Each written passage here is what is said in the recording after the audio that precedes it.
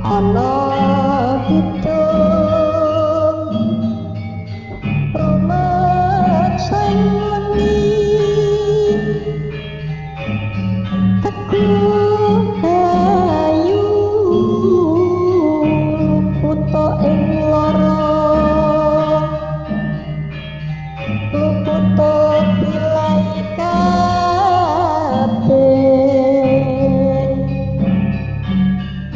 jin setan tatan purun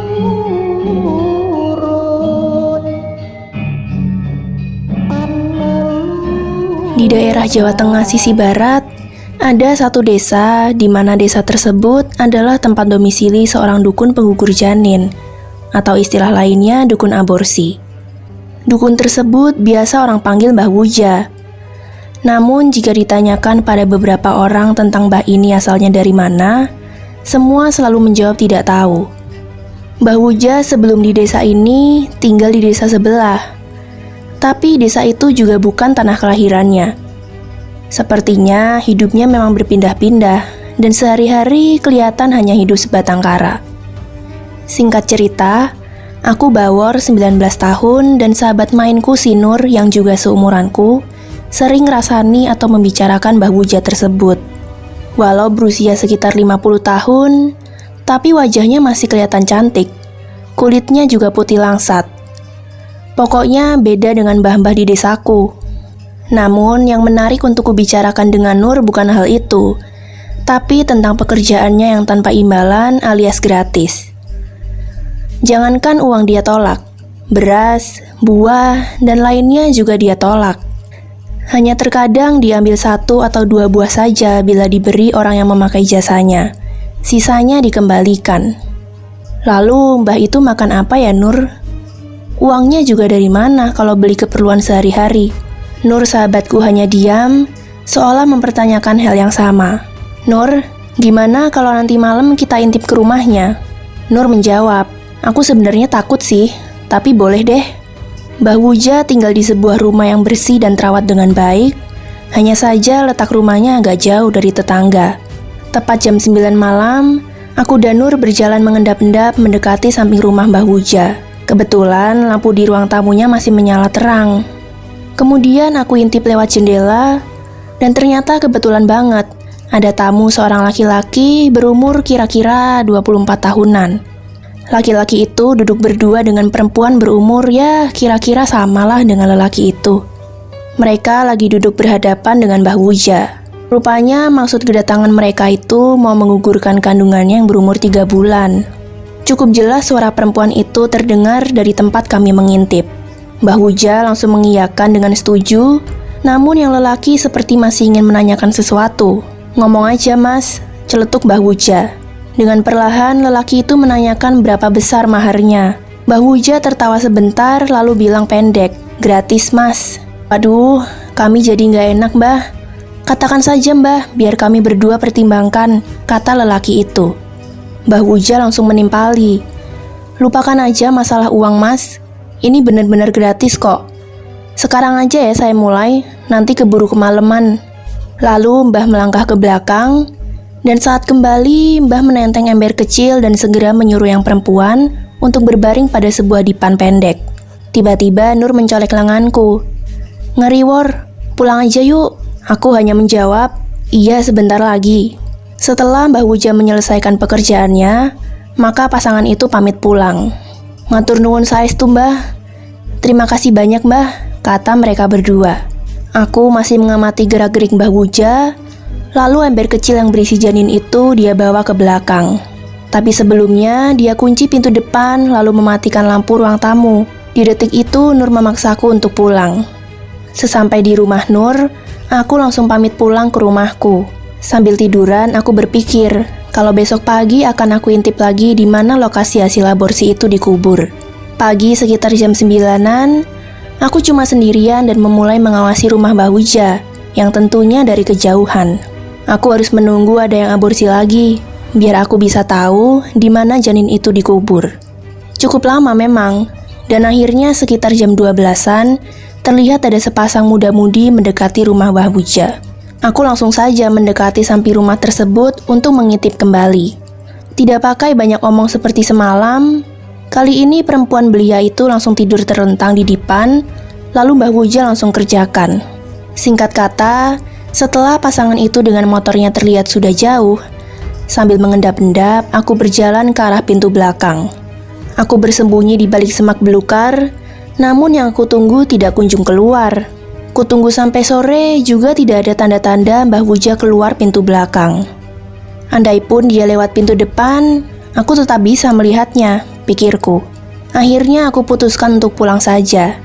Aku duduk di depan rumah sambil ngobrol dengan Nur, seraya menunggu azan Isya. Mataku tertarik oleh sorot cahaya mobil yang mengarah ke kampungku. Makin mendekat dan benar, setelah berhenti di dekat rumahku, seorang laki-laki turun dari mobil pickup lalu menanyakan, "Rumah Ibu Wuja di sebelah mana, Mas?" Aku langsung menimpali, "Oh, ini lurus saja, Mas. Kalau sudah ketemu gapura warna merah, Masnya belok ke kanan. Lurus saja kira-kira 500 meter. Nah, dekat situ nanti ada pohon bambu, belok aja ke kiri dikit. Di situ rumahnya." Kukatakan pada lelaki itu sambil mataku melirik ke barang yang diangkut mobil pickup tersebut. Terlihat satu TV yang besar ukurannya. Tiba-tiba Nur bersuara, "Ada apa mencari rumah Mbah Wuja, Mas?" Lelaki yang sudah mau balik ke mobilnya kembali berhenti dan menjawab, "Ngirim TV, Mas." "Makasih loh, Mas." Demikian kata lelaki itu. Akhirnya mobil itu pun pergi ke arah yang kubilang tadi. Hebat ya mbah itu, bisa beli TV sebesar itu. Baru lagi, kataku pada Nur. "Iyo Wor, duit entok sokondi yo." "Iya juga Wor, uang dapat dari mana ya?" saut si Nur. Dalam hati aku berkata, aku tetap akan mencari tahu tentang hasil setiap aborsi itu dikemanakan, termasuk juga dapat uang dari mana. Sama dengan kemarin, aku kembali mengintai rumah Mbah Wuja dari kejauhan. Kali ini mungkin hari baik bagiku. Buktinya, hanya setengah jam saja sudah ada tamu yang datang ke rumah Mbah Cakep itu. Aku bergegas ke samping rumahnya dan segera mengintip sambil pasang telinga lebar-lebar. Ternyata ada dua perempuan yang menemui Mbah Wuja. Maksud kedatangan mereka untuk menggugurkan kandungan si adik. Setelah mereka ngobrol sebentar, seperti biasa Mbah itu mengambil ember kecil, lalu aktivitas berdosa itu dimulai. Tidak lama kemudian, tamu Mbah Wuja pamit pergi. Kutunggu sampai tamu itu kelihatan sudah jauh, dan segeralah tanpa pikir panjang, aku mengertak Mbah Wuja tersebut. "Mbah, aku sudah melihat semua yang terjadi. Jika Mbah tidak jujur ke aku akan katakan kepada semua warga desa termasuk ke polisi." Terkejutlah Mbah Wuja dengan perkataanku itu. Jujur tentang apa, Mas?" katanya dengan suara yang agak parau. "Dikemanakan hasil setiap pengguguran itu?" Sebelum Mbah Wuja memberi penjelasan, dia wanti-wanti ke aku agar merahasiakan semuanya. Kemudian Mbah itu menceritakan kalau semua orok bayi itu dia persembahkan pada demit yang ada di pinggir sungai. Aku telah membuat perjanjian pesugihan dengan demit itu untuk memberi tumbal orok bayi. Makanya kenapa aku tidak mau menerima imbalan dari tamuku? Ya karena uangku sudah banyak. "Bener ya Mas, jangan ngomong pada siapapun tentang ini. Aku janji akan memberi kamu uang yang banyak." Aku masih melongo dengan kejadian ini semua. Aku tidak menyangka kalau jadi rumit seperti ini. Lalu Mbah Wuja mendekati aku. Dengan muka yang cantik dia berkata padaku, "Mas, gelem dadi cem-cemanku. Mas, mau jadi kekasihku." Aku hanya diam membisu dan seketika aku berjalan pulang. Sesampai di rumah, aku langsung mandi, lalu tiduran di kursi panjang dari bambu yang terletak di depan rumahku. Dalam benakku, sebenarnya menarik juga tawaran mbah itu. Lagi pula dia masih kelihatan cantik kok. Tapi percuma aja kaya kalau hasil dari pesugihan. Kan jelas tidak halal. 2 hari aku merenung akan hal itu. Jujur, aku suka pada Mbah Wuja. Namun sayangnya pakai pesugihan segala itu yang membuatku galau. Dan akhirnya, kuputuskan untuk mengintai Mbah Wuja di saat dia lagi menyerahkan orok bayi tersebut kepada siluman di dekat sungai itu. Jam 8 pagi aku sudah di depan rumah Mbah Wuja. Ku ketuk pintunya yang masih tertutup itu, Beberapa saat keluarlah Mbah Wuja dari dalam. Tubuhnya hanya dia balut dengan handuk, rupanya baru saja selesai mandi. Aku menelan ludah melihat pemandangan ini. "Duduk mas, tunggu ya, aku berpakaian dulu." Aku lalu duduk di kursi tamu tanpa berkata apa-apa. Tak lama kemudian keluarlah Mbah Wuja. Jujur aku terkesima pada dia. Setelah Mbah Wuja duduk di depanku, aku langsung mengatakan pada dia kalau aku akan ikut melihat proses penyerahan tumbal. Dia langsung sepakat lalu berkata, "Kebetulan mas, di belakang ada satu orok yang bisa aku persembahkan," katanya. Akhirnya kami berangkat menuju tempat yang dimaksud. Aku jalan di belakangnya dan kulirik pinggulnya. Wow, aku hanya bisa menelan ludah saja. Setelah melalui sawah, lalu masuk semacam kebun liar di dekat sungai. Ada satu pohon yang besar dan lebat. Di situ aku memisahkan diri dan bersembunyi di semak-semak. Setelah beberapa saat melakukan ritual di depan orok yang dibungkus daun pisang, Mbah Wuja masih terus komat-kamit mulutnya, hingga tiba-tiba muncullah sosok berwarna merah kehijau-hijauan. Makhluk itu berkuku panjang dan bertaring. Diambillah orok itu, kemudian dimakannya dengan rakus. Aku yang melihat kejadian itu merasa begitu mengerikan. Tak terasa sekujur tubuhku gemetar serta jantungku berdetak kencang. Lumayan lama kejadian itu, hingga akhirnya siluman itu menghilang entah kemana. Aku pikir ini sudah selesai. Namun, kenapa Mbah Wuja masih duduk bersila di situ? Aku terus perhatikan dia. Tiba-tiba ada gumpalan tanah kecil-kecil jatuh ke arahku. Yang pasti berasal dari atas. Dan begitu aku lihat ke atas, astagfirullah, aku lihat ada pocong yang duduk di atas pohon. Sementara posisi aku di bawah pohon tersebut. Jantungku terasa berhenti sesaat, keringat dingin mengucur deras. Aku mau lari, tapi rasanya tidak bisa, seolah tubuhku kaku. Sekian detik ku tengok ke arah belakangku, ada pocong lain yang kain kafannya dibasahi darah segar. Hanya berjarak 2 meter dari aku yang masih di posisi mengendap, semua sendiku seolah terkunci. Aku baru bisa menggerakkan tubuh setelah kulihat Mbah Wuja mulai berdiri dan menengokku. Setelah itu, dalam sekejap pocong yang di atas pohon dan di belakangku sudah tidak ada lagi. Kemudian aku mau melangkah mendekati Mbah Wuja, tapi di dekat Mbah Wuja muncul ular yang sangat besar. Mbah Wuja bilang kalau itu peliharaannya. Belum sampai aku menjawab, keduluan kepala ular itu berubah menjadi kepala perempuan yang matanya berwarna coklat semua. Aku tertegun dengan pemandangan ini. Mendadak Mbah Wuja berseru padaku, "Ayo kita pulang mas." Di saat itu pula ular tadi sudah lenyap. Badanku lunglai saat berjalan menuju rumahnya Mbah Wuja. Sesampai di rumahnya, dia langsung berkata, "Ambil air sendiri di kulkas mas." Takutku masih belum hilang. Aku memberanikan diri untuk ke kamar mandinya. Aku masuk ruang tengah Mbah Wuja. Aku kembali dihadapkan pemandangan yang luar biasa. Rumah Mbah Wuja sangat mewah ternyata. Namun aku tetap menuju ke kamar mandi. Sekali lagi aku melihat yang belum pernah kulihat sebelumnya. Semuanya terbuat dari marmer. Aku pun langsung kencing, lalu membasuh muka, tangan, dan kakiku yang kotor sekali. Setelah selesai, aku pun keluar dari kamar mandi dan menuju ruang tamu. Di ruang tamu, Mbah Wuja sudah menunggu sambil duduk. Sikapnya wajar, seolah tidak terjadi apa-apa. "Diminum mas, juga dimakan tuh," sambil menunjuk pada meja. Di situ sudah tersedia kue coklat dan segelas es buah.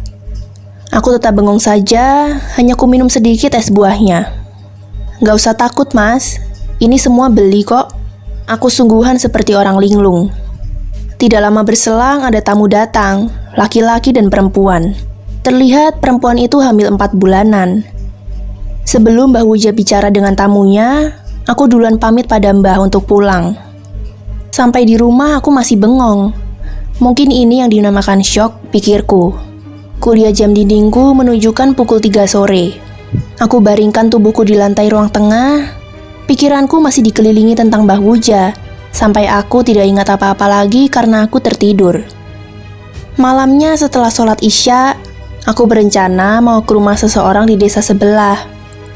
Kira-kira berjarak 4 km dari rumahku, sebut saja Mas Hanif. Umurnya di bawah ibuku, dan dia tahu banyak tentang makhluk halus. Sesampai di rumah Mas Hanif, ku ketuk pintu sambil berkata, "Assalamualaikum." Beberapa saat keluarlah Mas Hanif. "Waalaikumsalam, piye wor?" kata dia. Aku langsung ceritakan semua kejadian yang kualami dari A sampai Z. Lalu Mas Hanif bilang kalau malam ini juga minta diantar ke lokasi tempat ritual itu. Meluncurlah aku memoncengkan dia ke rumahku, kemudian lanjut berjalan kaki agar tidak diketahui oleh Mbah Wuja. Sesampai di lokasi, kami pun jalan mengendap mendekati pohon besar itu. Namun aku disuruh untuk menjauh dari dirinya. Aku berjongkok sambil bersembunyi di dekat pohon pepaya. Beberapa waktu kemudian muncul sosok hitam besar berbulu mendekati Mas Hanif. Tiba-tiba makhluk itu meraih tubuh Mas Hanif dan langsung membantingnya ke tanah. Mas Hanif mengerang kesakitan, tapi sesaat kemudian dia bangkit lagi dan segera pasang kuda-kuda untuk melawan. Oh iya, sampai lupa. Sebelum kesini, Mas Hanif membawa sarung yang lipat dan dikalungkan pada lehernya.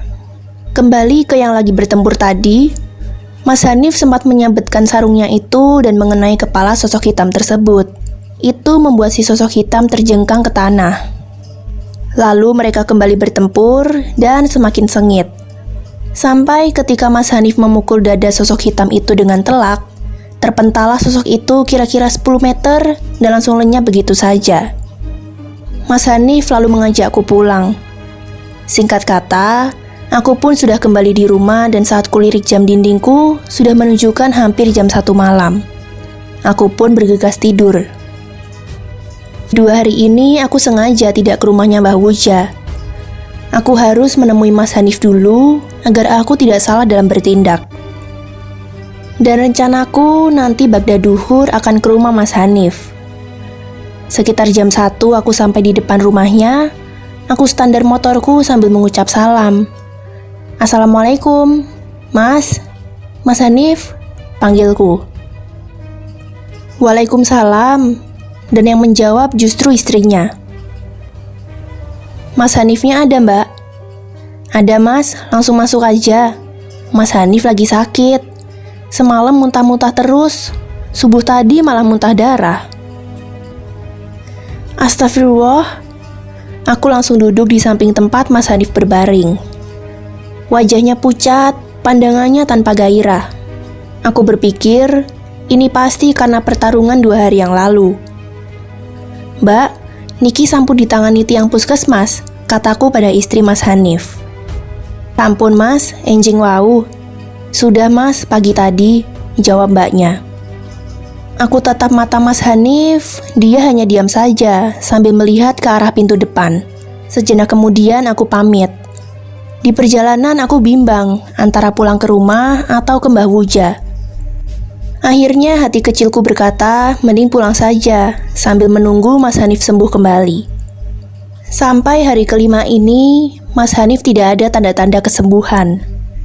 Aku sudah tanya ke para tetanggaku, ada tidak kenalan yang mengerti akan makhluk halus sekaligus bisa memberi pengobatan? Sayangnya tidak ada yang tahu. Akhirnya aku menemukan solusinya. Mbah Wuja pasti bisa menyembuhkan Pak Hanif, karena dari setiap pasiennya selalu langsung pulih setelah diaborsi. Biarin aku dimarahi atau apapun, yang penting Mas Hanif bisa sembuh. Hari itu aku langsung menemui Mbah Wuja dan langsung aku katakan semuanya. Sesuai perkiraan, dia pun langsung marah besar padaku. Dia juga mengatakan kalau aku harus bertanggung jawab jika makhluk pemberi pesugihan itu ada apa-apa. Aku ngaku salah dan memaksa Mbah Wuja bersedia menyembuhkan Mas Hanif. Dia menolak untuk saat ini dan bilang, "Justru sekarang kamu yang harus minta maaf pada makhluk itu." Aku tidak bisa berpikir lagi, jadi aku hanya bilang, "Iya, aku manut. Pokoknya nanti malam jam 10 kamu sudah nyampe di rumah ini, titik," kata Mbah Wuja yang masih terlihat marah itu. Aku dengan lunglai berjalan pulang. Aku menyesali apa yang telah aku lakukan sehingga aku jadi terlibat sejauh ini. Di sepanjang jalan, aku tak henti membodoh-bodohkan diriku sendiri. Malamnya sekitar jam 10, aku sudah di rumah Mbah Wuja. Tanpa berkata-kata lagi, Mbah Wuja menyuruhku mengikutinya untuk menyusuri kebun gelap menuju ke tempat pemujaan pesugihan. Setelah sampai, seperti biasa Mbah Wuja langsung duduk di depan pohon besar itu. Namun kali ini yang membedakan adalah aku harus duduk bersila tepat di belakang Mbah Wuja. Tak lama kemudian muncullah sosok tinggi besar hitam dengan kuku dan taring yang tajam. Rupanya malu yang berkelahi dengan Mas Hanif toh. Kirain yang kulitnya merah kehijau-hijauan itu, kataku dalam hati. Aku pasrahkan pada Allah hidupku malam ini. Sementara Mbah Wuja masih terus berdialog dengan makhluk itu. Tiba-tiba Mbah Wuja menoleh ke aku sambil berkata, "Sekarang kamu maju ke depan dan mintalah pengampunan." Aku pun dengan tubuh yang lemas berjalan sambil jongkok ke sosok itu, dan dalam sekejap tubuhku diraih dan dibanting ke tanah dengan keras. Kurasakan punggungku sakit luar biasa dan darah mulai keluar dari mulut dan hidungku. Aku sudah pasrah kali ini. Aku sudah siap menerima perlakuan makhluk itu. Kulirik, Mbah Wuja berbicara dengan sosok itu, namun aku tidak bisa mendengarnya dengan jelas. Sesaat aku pejamkan mataku. Beberapa waktu kemudian, Mbah Wuja mengajakku ke rumahnya, sementara makhluk yang membantingku tadi sudah tidak ada. Aku berjalan agak pincang mengikuti Mbah Wuja.